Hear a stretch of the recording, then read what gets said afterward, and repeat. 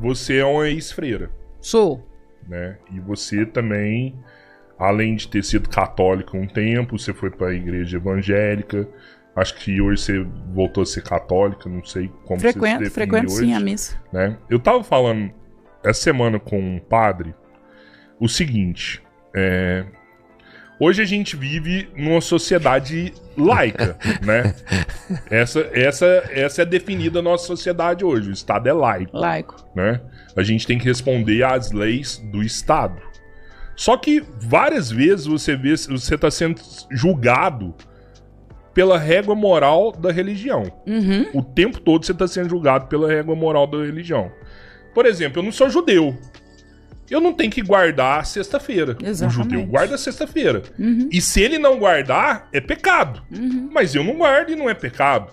Eu não sou adventista tem que guardar o sábado. E se não guardar o sábado, é pecado. Né? Eu não preciso guardar o sábado.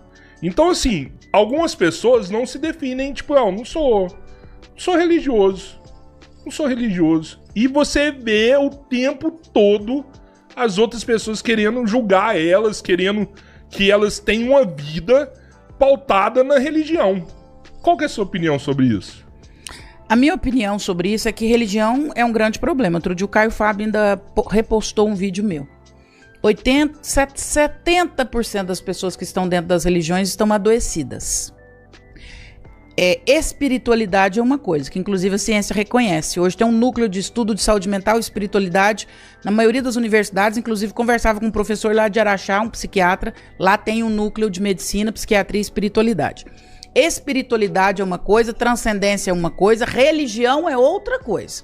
Religião é uma interpretação de algum código, seja ele o Alcorão, seja ele a Torá, seja ele a Bíblia. E é uma interpretação humana, com uma criação humana, com um rito humano que leva pessoas ali pra dentro e que tem alguém que interpreta. Por isso eu acho religião complicado. Eu não recomendo e nem falo pra não ir. Eu só acho complicado. Porque dentro das religiões é pregado um Deus que você nunca está pronto pra ele. Você sempre tem problema. Você sempre está a desejar. E isso pra nossa saúde mental é um cupim. Com o tempo você adoece. Não dá pra conviver num lugar ou com uma pessoa que você está inapto o tempo todo. Que você peca o tempo todo, que você erra o tempo todo. Isso adoece a gente. E a gente vai entrando num grau de vulnerabilidade que fica fácil ser manipulado. Vou falar uma coisa aqui que vai parar a internet, mas tá tudo bem. Outro dia uma pessoa me falando sobre legendários. E eu especulando, né? Porque não pode falar muito, não sei o quê, porque a gente dorme pouco. Gente, quando você tem privação do sono, o seu cérebro entra num ritmo que a facilidade de absorção e de manipulação é gigante. Por isso que eventos de alguns PNL e de igrejas e de religiões promovem privação do sono. Porque quando uma pessoa fica muito tempo privado do sono, o cérebro dela começa a ter problema. A gente começa a entrar em neurofagia. Os nossos neurônios começam a bater pino. E aí você fica muito mais fácil de ser manipulado. Então, esse pra mim e aí não tô falando mal do Legendários, eu tô falando de uma situação específica. Agora a mesa é um corte. O doutor André falou mal do Legendários.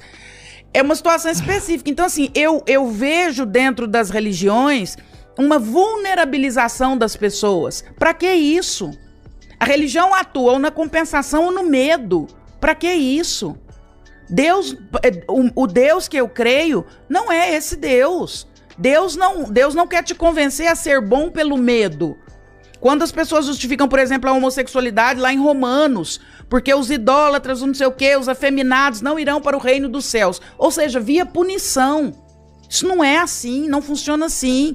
Não é Deus, na minha perspectiva do divino, com o Deus com o qual eu me relaciono, esse Deus não funciona na base da ameaça, na base da compensação, na base do fulano é melhor que Beltrano, na base da imposição.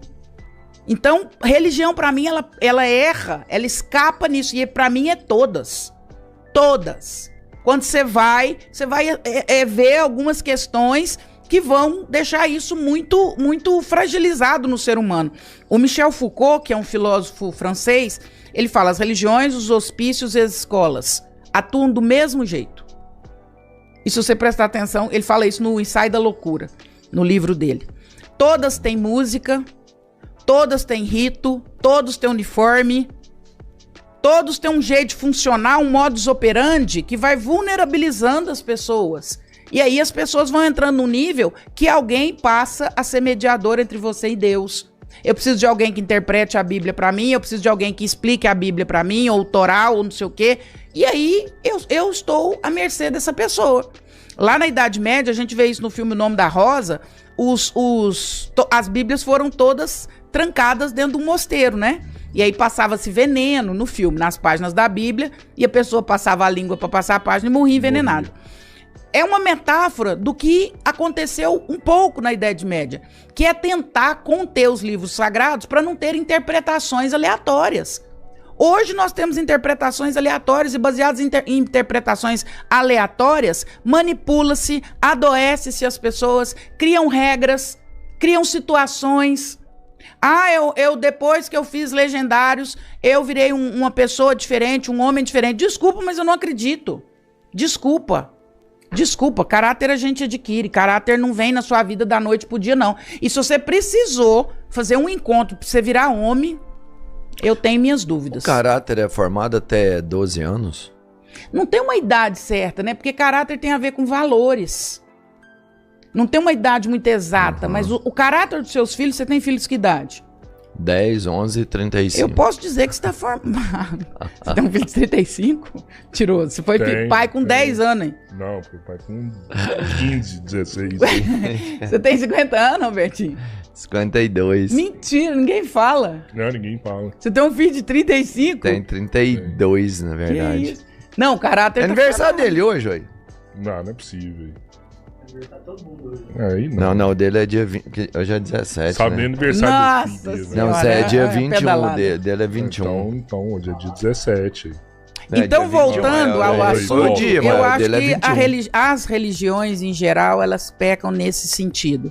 A palavra religião vem do latim religare. Existe o homem, existe Deus, existe a divindade. Essa divindade ela pode ganhar qualquer nome, cada um acredita na sua. O objetivo da religião é o religare. Essa instituição tem que me levar para lá, para a divindade. Hoje, para mim, as religiões fazem é o desligare. Pois é, mas nós aí, estamos muito menos divinos do que se não estivéssemos na religião. Acho que é o pai da sociologia, Durkheim, né? Emile Durkheim. Ele Durkheim. fala que a religião ela tem a sua importância na sociedade porque ela acaba organizando as pessoas, né? E essa organização da sociedade é o que fez a gente prosperar, é o que fez a gente chegar até aqui. O ser humano é o animal que se organizou na natureza, né? E a religião cumpre um papel de fazer essa organização. Então ela é boa e talvez até necessária em algum ponto, né? Eu entendo que tem os críticos que falam que, cara, a religião só atrapalha a humanidade. Onde que tá o problema aqui? Será que o problema é na religião ou o problema é nas pessoas? O problema é na falta de consciência crítica. Você pode até ir para uma religião, mas você precisa ter consciência crítica. É igual comer peixe. Você tira a carne, deixa os espinhos, deixa a cabeça, deixa... Você precisa ir até... Você até pode ir, mas você não pode ir com a cabeça reganhada e tudo que o outro falar, você põe para dentro da sua vida. Senão você sai de lá uma pessoa... Primeiro que você sai um papagaio, ridículo, repetindo o que os outros estão falando. Depois que você sai um ditador, você sai de lá achando que só a sua religião salva, só a sua que é boa. Mas é isso que é pregado lá dentro, é reto. Ó, isso aqui é reto, isso aqui não tem outra interpretação. E aí você fala assim, o Emile Durkheim fala que a religião, de certa forma, ela ajudou a organização da sociedade, mas o Marx também fala, a religião é o ópio do povo. Exato. Ela anestesia as pessoas. Exato. Claro que a religião tem algumas coisas muito boas, mas a religião tem algumas coisas que são muito dignas de questionamento. E eu não vou deixar de falar isso. Eu sou essa, eu falo o que eu penso, eu sou verdadeira, eu não vou deixar de falar isso. Eu vou na missa, mas eu faço peneira. Não é tudo que fala ali dentro. Outro dia eu tava numa missa e o padre falava isso, e minha filha, não, mãe, então eu tenho que vir toda missa. Que não ir na missa todo domingo é pecado mortal. Se você faltar uma missa é pecado mortal. Imagina, gente. Missa é encontro com Deus. Eu quero me sentir à vontade, eu quero ir por amor, eu não quero ir por medo. Não quero ir porque é pecado mortal. Aí no domingo é meu aniversário, jantou todo mundo, almoçou. as vozes estão lá em casa, 4 horas da tarde, todo mundo curtindo. Eu vou tomar banho rápido, mandar todo mundo embora porque eu tenho que ir pra missa, porque é pecado mortal. Para. Ah, mas Deus te deu 7 dias na semana, você não pode separar 1 hora pra encontrar de com coração, Deus? Sim, por obrigação, não. De coração eu posso, quero e devo. E eu não separo só 1, eu separo 7. Agora, por obrigação, não. Por obrigação, não mesmo. Regras criadas por homem, eu dispenso todas. Eu penso o seguinte, você gostaria, você tem uma filha, como é que chama sua filha? Amandinha. Amandinha. Amandinha quer muito uma bicicleta, é o sonho dela. Você gostaria que ela falasse com a vizinha e falasse pra vizinha falar com você? Claro que não. O que você gostaria que ela fizesse? Ela fala direto comigo. Por quê? Porque é a maneira correta, é a maneira direta. Isso denota intimidade, não é? Sim, total. Deus, o ideal é a gente ir direto. Pra que a gente precisa de mediador? A religião, eu acredito na religião, na igreja, na missa, no culto, no candomblé, como egrégora. Reunião de pessoas com o mesmo objetivo para cultuar um Deus específico que cada um decidiu. E ali juntos nós estamos formando uma egrégora espiritual. Aí sim eu acredito. Essa é a perspectiva. Só para isso. Se for para ir ali, para dar regra específica, não. E nem para ser também representante de Deus. Se você não reza a semana inteira, se você não conversa com Deus, não vai ser lá na missa o padre rezando para você que isso vai resolver sua vida, não. Ou você tem intimidade com o seu pai, ou você não tem. Mas não tem problema usar intermédio. Você já usou já. Você já rezou pra Nossa Senhora já. Não. Você tem sua santinha lá também. A intermediação dos santos pra mim não é um problema. Não é um problema. Não. Tá, o problema é... O problema é a hora que a gente lida com o ser humano. É isso. Eu acho que a gente precisa conversar com Deus. Eu estava lá no Rio de Janeiro esperando o podcast com a Ana Beatriz e eu estava lá no mar olhando e no mar eu estava conversando com Deus. Falei, Deus, o senhor percebeu que eu nunca perguntei pro senhor por que o senhor levou minha irmã embora? Eu nunca cobrei nada do senhor? Falei, Deus, eu não perguntei porque essa pergunta não passou pelo meu coração. Eu sofri, eu chorei, eu fico triste, mas eu entendo que o senhor tem os desígnios do senhor e tá tudo bem. Eu entendo que o senhor enxerga muito mais amplo, que é um bate-papo. É um bate-papo. Às vezes, situações, sei lá, qualquer situação, às vezes eu tô numa festa tomando uma cerveja, eu converso com Deus. Falo, não, Deus, nós dois é doido mesmo, né? Nós tá aqui, ó, tô tomando uma cerveja, nós dois tá aqui trocando ideia, e eu rindo e contando pro senhor os trem que tá acontecendo. Deus, pra mim, é uma realidade. Ela não é uma realidade do domingo porque é pecado mortal. Se Deus é uma realidade de um domingo e tá preso a um culto, a um líder religioso, você não está se relacionando com Deus. Você está se relacionando com um protótipo de Deus. Deus não. Deus é na sua vida de segunda a segunda. Em qualquer situação que aconteça. Mesmo quando você não entenda.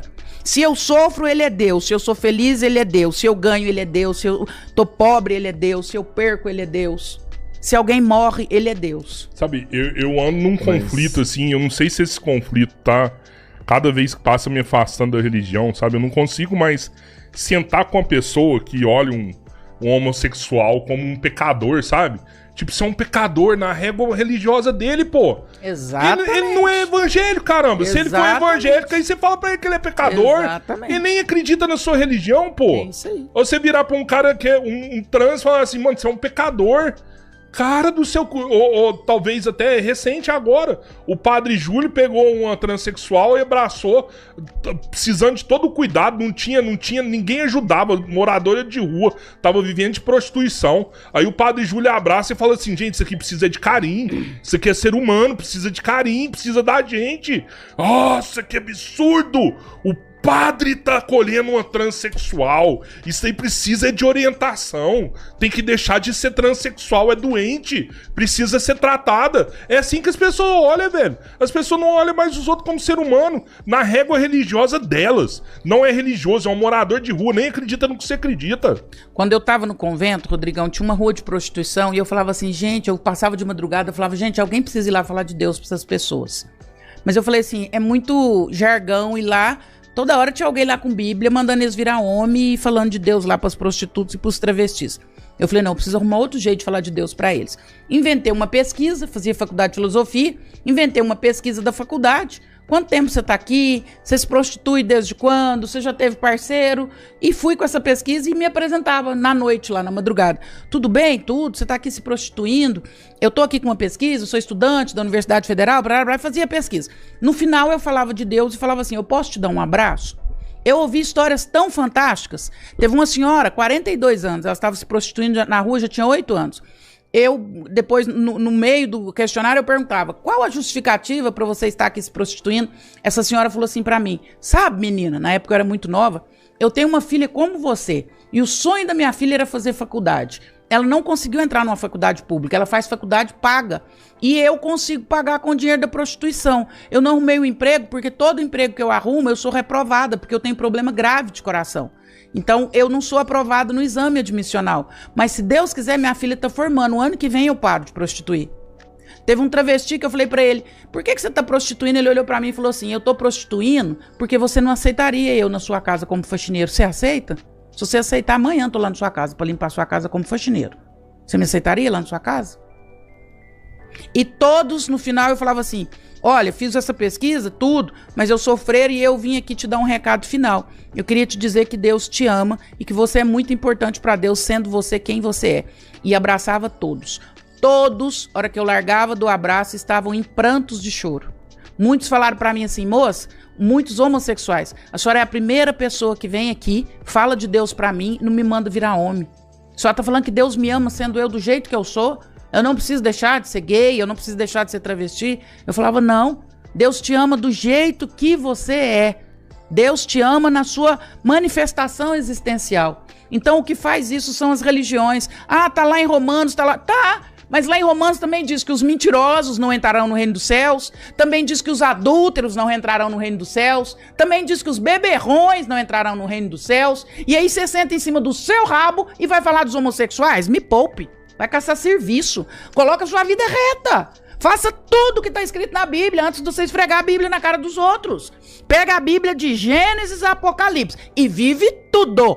Depois que você viver tudo, aí eu te dou o direito de ir lá e mostrar Romanos para os homossexuais, mandar eles virar homem. Você não vive a Bíblia de capa a capa? Não dá conta. E tá lá pregando versículo para os outros, que a pessoa vai pro inferno porque ela é homossexual. Dá licença. Deus não tá a serviço de mandar as pessoas pro inferno, não. Jesus, que traz a nova definição de Deus no Novo Testamento, Jesus diz, Deus é amor. Foi assim que o Filho de Deus definiu Deus. Deus é amor, Deus não é julgamento. Deus não está a serviço de julgar as pessoas. Se dependesse das religiões, o céu estaria vazio. Porque as religiões querem esvaziar o céu. A gente nunca está pronto para o céu. Se eu bebo, eu não vou. Se eu falto na missa, eu não vou. Se eu sou gay, eu não vou. Se eu desejo não sei o quê, eu não vou. Então quem vai? Ninguém vai, então, hein? Ninguém vai. Deus não está a serviço de julgar as pessoas. Deus está a serviço de amar as pessoas. Para mim, a regra é essa. Deus vai dizer assim, o quanto nós nos permitimos amar e o quanto nós aceitamos esse amor. Nós somos imperfeitos, nós vamos ser imperfeitos para sempre. Se o meu caso não é a homossexualidade, o meu caso são outros. Os meus pecados são outros. Por que o pecado da homossexualidade pesa mais que todos os outros? Por que a gente mete o dedo na cara das pessoas como se isso fosse um grande problema? Dá licença, vai se preocupar com a sua vida, vai se preocupar com a sua sexualidade.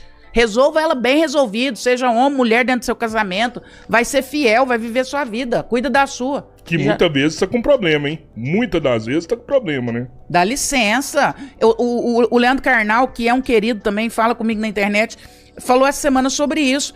Gente, todo mundo dá palpite pra mim. Ele falou, dá palpite de como eu devo vestir, o que eu devo falar, onde eu devo ir, o que eu devo comer. Ele falou, como é que vocês dão conta, gente? Porque eu custo a dar conta de cuidar da minha vida. A minha já é muito. Eu também. Eu custo 24 horas é muito para me cuidar, é pouco para eu cuidar da minha vida. Como é que você ainda tá preocupado com a vida dos outros? Ah, o fulano é isso, o que você acha? Eu não acho nada, eu não tenho tempo para achar. Eu custo dar conta de achar sobre a minha vida. Não, dá licença. Eu não tenho um pingo de paciência com esse discurso religioso que segmenta as pessoas. Igreja tinha que servir para conduzir as pessoas a Deus. Igreja é religare. Religare tinha que ligar, não tinha que desligare. Igreja que fala que homossexual não vai pro céu é desligare, não é religião. É desligamento de Deus. Você abre uma instituição pra você desligar as pessoas de Deus? Ó, você é gay, você não vai. Você faz isso, você não vai. Você não vai na missa, você não vai. Perdeu a função, hein? É igual outro de uma pessoa, uma crítica lá na internet. Porque esse instituto da doutora Andréa Vermont forma milhares de pessoas. Isso é um absurdo. Eu tenho uma escola de psicanálise há 20 anos, nunca formei ninguém. Que discurso de maluco é esse? Isso prova mais de você do que do André. Que discurso de maluco é esse? Você se sente feliz porque você tem uma escola e não forma? Então, qual que é a vantagem de você ter uma escola que não vai... Você se sente feliz porque você tem uma religião e a sua religião não liga? Ela desliga? É isso mesmo que você tá me falando? Isso é conversa de doido. Você é doido que tá conversando. Tá doido. André, por isso que eu gosto de conversar com você. Sai você manda fora. real mesmo. É isso mesmo. Mas eu vou te falar, eu tenho que ficar aqui pra enfocar ela de novo. Porque isso não é da religião, isso são das pessoas. A religião, ela tá lá pra trazer conforto, acalanto, entendimento, não é não? A religião não é o culpado. A igreja não é o vilão. A igreja, ela deveria trazer acalanto. É isso. Aí as pessoas que estão lá é que não sabem fazer o que é proposto de forma correta, não. O que você chama de igreja? Uma casa que acolhe as pessoas. A casa física? Pode ser. Mas a igreja não é pessoas. isso. A igreja são os líderes. São as pessoas, né? Compõem ela.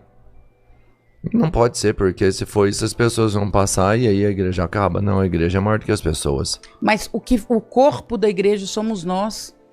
É igual eu falo nas empresas que eu vou dar palestra. Vocês são só um CNPJ.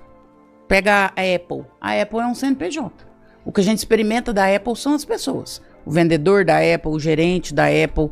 A Apple é uma entidade, é um CNPJ. A igreja somos nós, eu sou igreja. Eu preciso sair da missa com o objetivo de fazer igreja durante a semana. Eu preciso ser igreja. Eu preciso ser acolhimento. Se eu não faço isso, essa igreja, ela não cumpre o propósito. E eu não tenho nada contra a igreja, muito pelo contrário. Falecimento da minha irmã, o Padre Olimar, que até já foi aqui de Araguari. Fantástico. Olha que legal. Um querido. Foi lá, fez as exéquias, cantou, chorou, fez a missa de 7º dia. Esse é o nosso papel como igreja. Acolher as pessoas, acolher o órfão, a viúva, aquele que sofre. Esse é o papel da igreja. A igreja não está a serviço de desligar, a igreja está a serviço de religar. Se desliga, tá errado. Se você diz que este não vai, como que você pode falar isso?